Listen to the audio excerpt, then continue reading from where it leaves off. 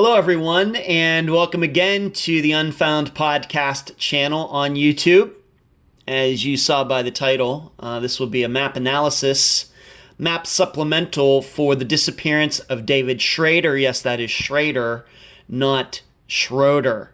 Before I get started, I want to remind all of you to give this video a thumbs up if you'd like. And if you are not yet a subscriber to the Unfound Podcast Channel, please consider doing so. And if you are a subscriber, make sure the little bell button is pressed so that when we do upload new videos, and we do that quite often, you will be alerted. For example, this video, the live shows, and then also when my assistant Natasha turns the audio podcast into video and posts that file to this channel. So once again, make sure that button is pressed.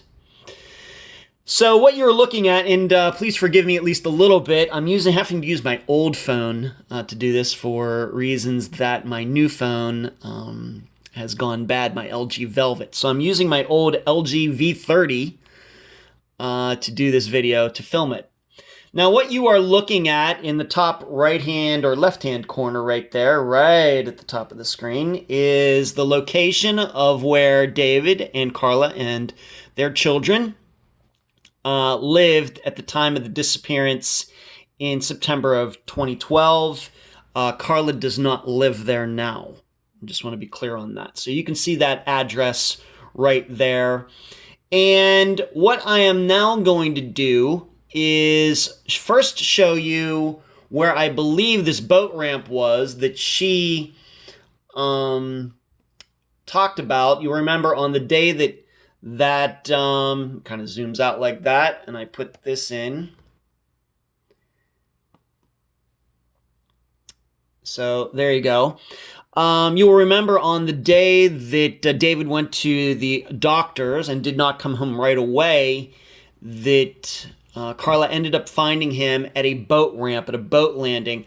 I believe it is this one in the picture. This is the closest one to where they lived, and it is on Lake Onalaska. Yes, that is Alaska with an O-N at the beginning. You can see that name right there in the picture. So that is Lake Onalaska right there. So you can see that it's not that far away. Here's where they lived at the time. This is where that boat landing is. There is a parking lot there. And in fact, I will zoom in all of this in a moment. So it makes sense, I think, that this is where David would go. This is where he would take his sons. This is where he took his, I guess in the short time that Robert was there, went with Robert. They went to this lake right over here, Lake Onalaska, at the bottom of the page. And this was the boat landing not far from their house. Now, we'll zoom in a little bit more now, and I'm going to get those lines off the page. And I think what you're going to see here is that Lake Onalaska is not small. Pretty big, and as you saw in that picture, not far away. It could be an idea. I'm not saying I subscribe to this, but some of you may think that, well, is it possible that David walked away and went over to this lake? Maybe he went to that boat landing, being that he was there a few days before that and ended up in the water somehow. Makes a lot of sense. No proof of that. But certainly something that I think can be considered. I certainly would not think that anybody would be crazy in thinking that. Of course, we all hope that David's still alive and well and he comes home one of these days, even though it's been 9 years. But now I'm going to zoom in, going to show you a little bit more of the area around there and kind of talk about the possibilities of David walking off. And we're going to keep zooming in here until we get pretty close. All right, I think that's good. This was the Schroeder house at the time, N6262 Fox Street, Onalaska, Wisconsin, Brice Prairie, Wisconsin, but I guess it's one of those areas where it's Brice Prairie, but it's actually an Onalaska zip code. This road that goes by their house is not Road 2. That's actually a Z road that goes this direction, and then Fox Street is right here. Now, what you probably first notice, it's a neighborhood. Even though this is a little bit out in the country, that the houses, as you can see, fairly close to each other. Of course, what would that be? The southeast direction, and then we have houses right across the street. We have houses this way, and the lake is in a general south direction from their house, but you can see that, and this is not water, even though it looks like water, that is a field. You can see that if David did walk this direction, in any way he would go, a lot of houses. And this was a Saturday, and as you heard, it was in the afternoon. So for him to get there, he would have had to have passed quite a few houses, seemingly maybe avoiding a few people in their cars on that Saturday, maybe kids out in the street, to get from there over here to where the lake is down at the bottom of the screen here. I'll zoom that out one more time. So he would have to go through these houses, through this little community to get down to the lake here. Of course, the other alternative is that he went across the street. And if you'll remember, we did talk about how there was a dog, if we're to believe that sniffed, went to the tracks, and went in one of these directions. And you also heard Carla say that there was sometimes a train would be stored, kept, parked on this track not far away. But she says that she had no idea of this, and she does not believe that David would have known that either. Maybe he did, but to her knowledge, he did not. But that's something to consider. But you can see this. The railroad tracks are right across the street. All he would have had to have done is pass one of these houses, go right across the street through these little brush, little trees that usually border railroad tracks, and then you get to the railroad tracks, and who knows where he could have gone. Once again, I'm not saying I believe this. This is something, though, that should be considered, and I'm just showing these things to you because I know sometimes these things cannot be described too well using just audio. The other important point, though, is that if you look past the tracks, you'll see this little line here on the other side that is actually a trail. And I'm guessing, being that it's out there, it could be a walking or biking trail. And I know in some of the maps that I was able to pull up, it has a name. And allow me to zoom in there really close. There it is. The Great River State Park Trail. You can see it right there in the middle of the screen. There is a trail right here. You'd also think on a Saturday in September, beautiful Wisconsin weather, probably the perfect time to go out for a walk, go out to ride your bike, go out with your dogs. I'm guessing there would be some people on this trail that day. And as we know, though, nobody in the last almost 9 years has ever come forward to state that, yes, I saw a man who looked like David. I didn't know David, but now that I know that he's missing, yes, this man was a big fella, 6'5", 300 pounds, and it very well could have been him. We know that has not occurred. And being 6'5", 300, you're going to stick out in a crowd. You go anywhere, the grocery store, Starbucks, Disney World, there aren't too many people on this earth who are 6'5". I think the average male height in the United States, I think, is like 5'9", 5'10", somewhere around my height. And so he would stick out in a crowd. Whereas I would say myself, white guy, 5'9", 178 pounds now with brown hair, I'm not sure I would stick out. Maybe because of my long hair, but if I had a hat on, maybe not. But David certainly would.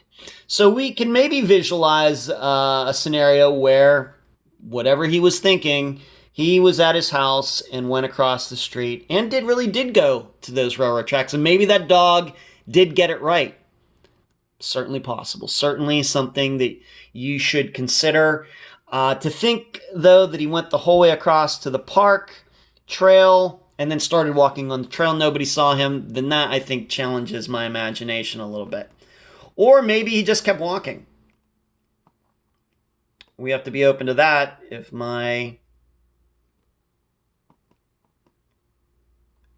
Because you get across here, and what do we see? We see this little tributary of a river here. But as we know, these areas were searched, but we know that searches are not perfect. Could he have gone across here and gone into here somewhere? Sure. But then we start thinking, then what exactly happened that day? It's hard to say. It's just hard to say that if he went that direction and went off into this area, I'm guessing that this is an area where people go, people fish, etc. Why haven't they found any remains? Just to be honest, just to put it out there, we don't know. But this is the area where they lived. And so you can see, if we are to believe that he walked away from his house, could have gone a few different directions. And so there's that. Let me now show you some street views. And so you can even get a better idea of at least the house and the street and everything. Once again, this is Road Z. I'm going to take my little orange fella here. Orange figure, drop him right there. And this is the Schroeder house right there. As it was, what's the street view from? This is from that year. The street view you're looking at right now is from 2012, I believe. Yep, July of 2012. And so it's even a better picture of it. You can see that ramp there. That is, of course, because their youngest son was in a wheelchair. And so, for sure that is their house. Now, what does it look like across the street?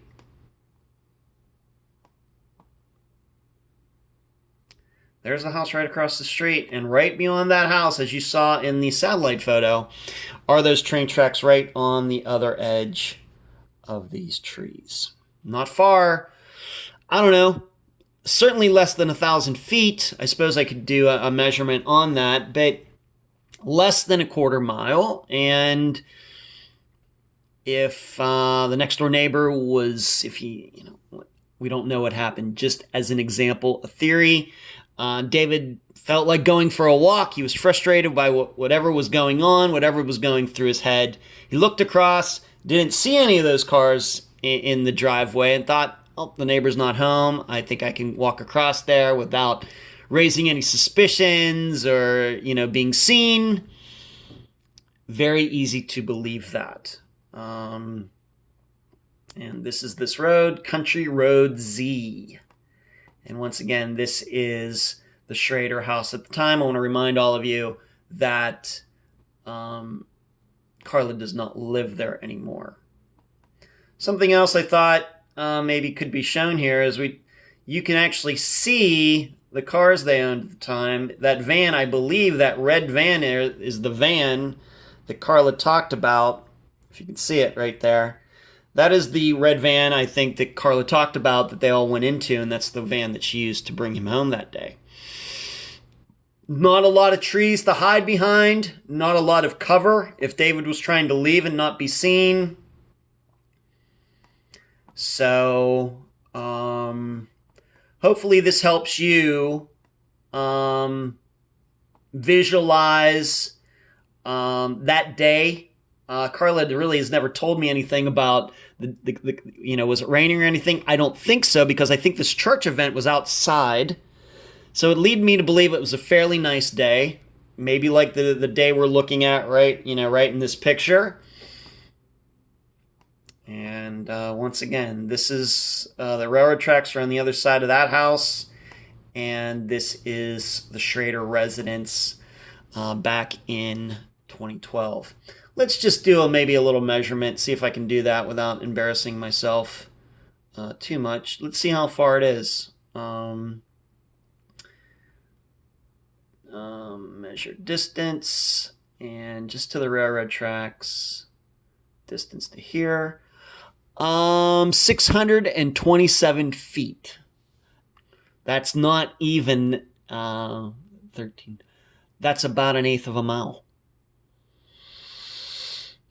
It's like a half of a quarter of a mile, which is an eighth of a mile. That's not far. For me, as a disc golfer, I think 620 some feet, that's a pretty long disc golf hole, but certainly manageable. And so you walk that all the time, but that's all the further that David would have to have walked to get to the railroad tracks if we think that's what he did. Whereas, and of course, you'd only have to pass one house to do that. Whereas, if you walk down the road and nobody saw him, that's a little hard to believe, I guess. And then if we're to think that somehow, to show you here, to zoom out, to think that he made it down to this landing at Lake Onalaska, which is right in this area. You had to go quite a ways, and there's some houses here, there's houses up there. Wasn't seen. All of these points are things you should consider when thinking about David Schroeder's disappearance, and I stick by my belief that this is a disappearance that I'm sure I will be referencing for a long time. I think there are a lot of points in it that can be applied to many, many other disappearances that we've already covered. So that means we'll be covering disappearances in the future where his disappearance, his case, will be applicable. That's all I got for the disappearance of David Schroeder on this video. Once again, if you like this video, I would appreciate it. Subscribe to the channel, hit the little bell button, and I'll talk to you again soon.